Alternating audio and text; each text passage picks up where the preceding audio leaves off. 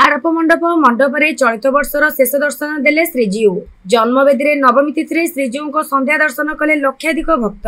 श्रद्धालु संध्या दर्शन अवधि को नहीं असंतोष देखा बेले आसंता काली बाहुडा आरंभ होईची प्रस्तुति। सेपटे दीर्घ दिन पर आड़प मंडपरे गजपति दिव्यसिंह देव श्रीजीउ को दर्शन करथिबा बेले भावविह्वल होइथिले। अन्यपटे बारंबार नीति विभ्राट पर शेषरे चेतिछंती प्रशासन और सेवायत।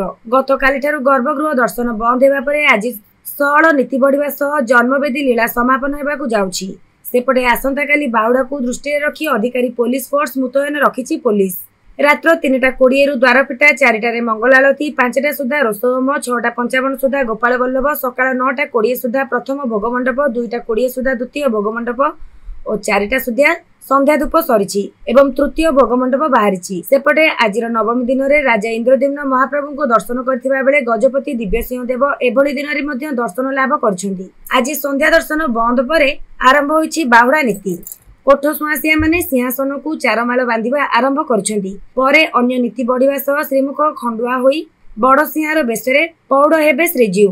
परंपरा मुताबक आसंता काली माउसीमा हाथरू पोड़पिठा खाई बाहुड़े कला ठाकुर। सेथिपई बड़गंडी माउसीमा मंदिर तरफरु सरिछि प्रस्तुति। संध्या दर्शन अवधि को नहीं असंतोष देखा बेले नीति श्रृंखलित करने को दर्शन काटछाट कहिसेंती वरिष्ठ सेवायत। सिंहासन को चारमाल बांधिबा को कोठ सुआसिया को प्राय 9 घंटा लगे। तासह अन्य नीति बढ़े, तेणु दर्शन को आगुआ बंद रखिले ही बाहुडा यात्रा श्रृंखलित हेबे कहिसेंती वरिष्ठ सेवायत। दुई द्वार बंधुकधारी पुलिस रहिथिबा बेले स्पेशल टैक्टिकल यूनिट को मुतयन करा जायछि। सेपटे सीसीटीवी बलय भितर रहिछि गुंडीचा मंदिर। बाहुडा यात्रा रे भोर 4टारे मंगल आरती, भोर 4:15 रे मैलम, 4:30 तड़प लगी रोषहोम, 5टारे अवकाश, 5:15 सूर्य पूजा, 5:30 द्वारपाल पूजा बेश शेष होई सकाळ 5:45 रु 6:45 मध्य गोपाल बल्लभ और सकाळ दुपरे केवल खेचुड़ी भोग, सकाळ 7 रु 11:30 सेनापटा लगी, 11:45 मंगल अर्पण, मध्याह्न 12 रु 2:30 मध्य बाहुडा पहंडी, अपराह्न 1 रु 2:30 मध्य बेश शेष, अपराह्न 2:30 रु 3:30 छेरा पहरा, अपराह्न 3टा रु 4टा मध्य चारमाल फिटा और घोड़ा लागिबा परे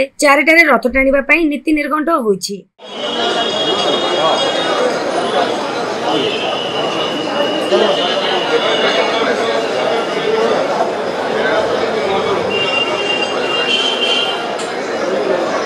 आड़प मंडप रे महाप्रभुकर शेष दर्शन भक्त मानक पई विशेष सूचना।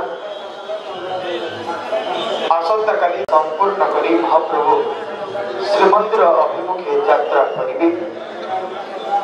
बाहुडा यात्रार पूर्व प्रस्तुति तथा नीति बहुलता को दृष्टि रखी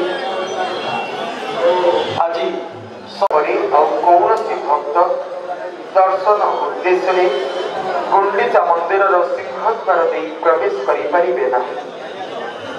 निर्धारित समय श्री गुंडीचा मंदिर शोध हेबा परे श्रीजीउ मानकर अनेक गुरुत्वपूर्ण नीतिकांति मान अनुष्ठित हेबाकु रहिछि।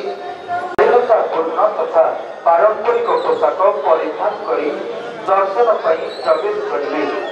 12 वर्षर ऊर्ध्व कौनसी भक्त हाफ पैंट, चिराफटा जीन्स, बिना हाथल ଥିବା पोशाक किंवा छोट पोशाक आदि परिधान करी दर्शन पाई प्रवेश करिबे नाही। दर्शन पाई प्रवेश करंतु। आज महाप्रभुकर नवमी दर्शन संध्या 6 पर्यंत भक्त माने गुंडीचा मंदिर में प्रवेश करी महाप्रभुकर दर्शन प्राप्त करिबे। संध्या 6 परठारु गुंडीचा मंदिर सिंहद्वार दे दर्शनार्थी भक्त मानकर प्रवेश संपूर्ण भाव में बंद रहिबो। निर्धारित समय श्रीगुंडीचा मंदिर शोध हेबा परे अनेक प्रस्तुति निमंते अनेक नीतिकांति मान रही। महाप्रभुर प्रति एक सेवा तथा समर्पण मनकरी श्रीमंदिर प्रशासन समस्त प्रशासन को सहयोग करने के लिए बार बार अनुरोध करते हैं। आगामी कल भगवान जी पहन करने के बाद भक्त लोग भगवान जी के दर्शन प्राप्त करेंगे। अभी दर्शन चल रहा है, भक्त लोग भगवान जी के दर्शन प्राप्त करते हैं।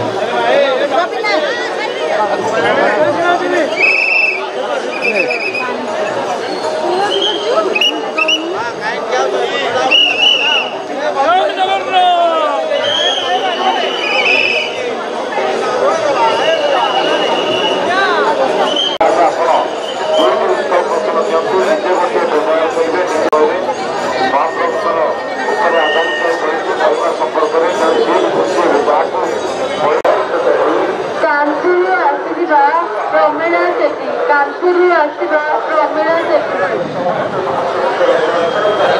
संपर्क आपको